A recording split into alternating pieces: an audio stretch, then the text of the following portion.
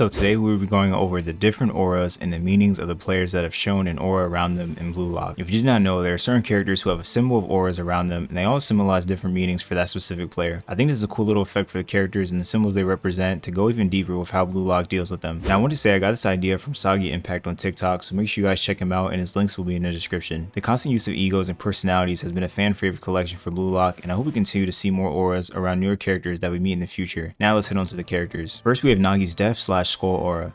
Nagi's death aura represents his lonely life before he met Rio and the dead expression he always has on his face. It also represents his trapping skills because he literally kills the ball's momentum when he traps it. If you didn't know a bit about Nagi's backstory, he lived a pretty simple life and wanted to do things that didn't require hard work. He was talented at everything and didn't care about anyone or anything. He wanted to live a simple life and play video games all day, but this lifestyle was very lonely.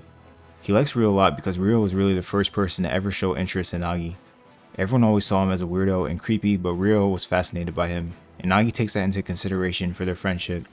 They have been great buddies since entering bluelock, and they had their ups and downs, but still remain great friends currently. Next we have Rio's chameleon and 3D printing aura. Rio's chameleon represents how Rio is able to adapt to any game environment like a chameleon, and the 3D printing represents the person he is copying.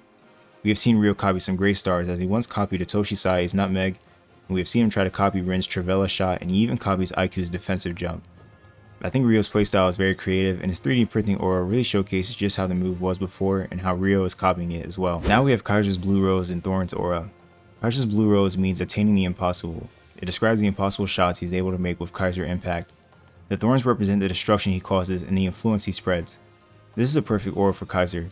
His Kaiser Impact is literally a world-class shot, and even Noah states that he has the best swing, even better than him. He really can just shoot from impossible spots that look like you shouldn't shoot there. His kick is the best we have seen, and he is a new Gen 11 striker for a reason. And the Thorns are very important too because of his influence. Kaiser is the rationality of the team for Mu Chen.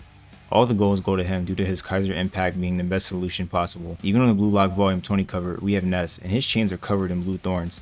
This showcases the influence of Kaiser on Ness as well, and his aura really showcases his personality. Next we have Atoshi Sai and his calculator numbers aura.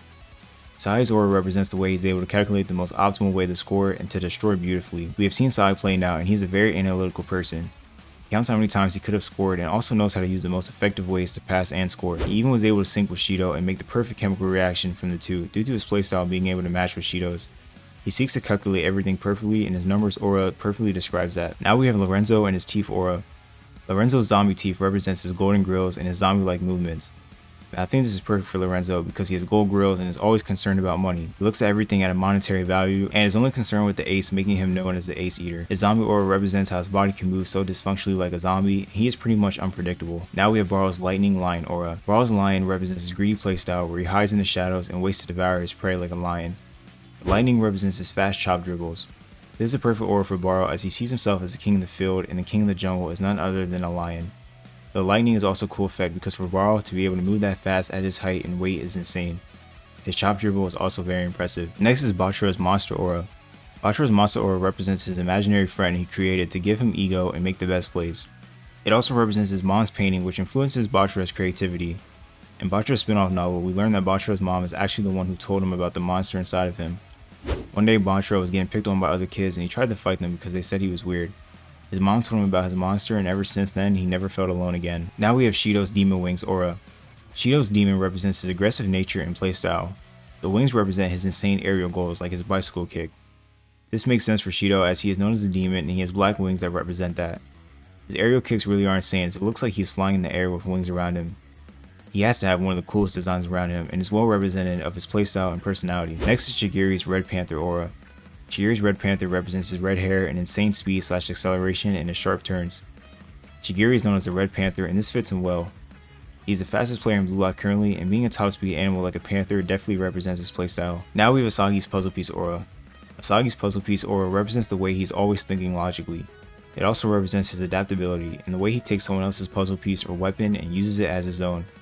Now this is no secret for Asagi as we have seen him always thinking about something and then using puzzle pieces around him all the time.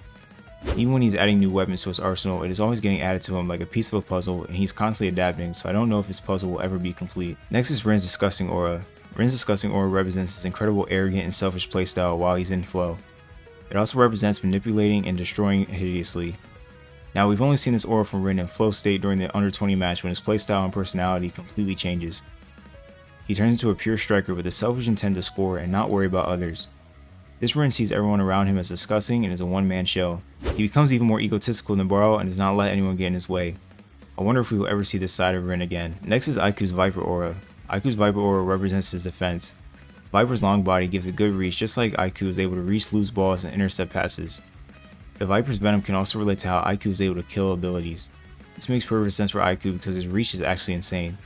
Vipers have a stocky body, a wide head, and long fangs at the front of its mouth. They target warm-blooded prey such as mice and rats. This can fit Aiku as well, as he's able to spot the rats in a game who try to sneak up and go for a surprising play. He sees through everything and is a very impressive player. Now we have Chris Prince's Hero/Titan Aura.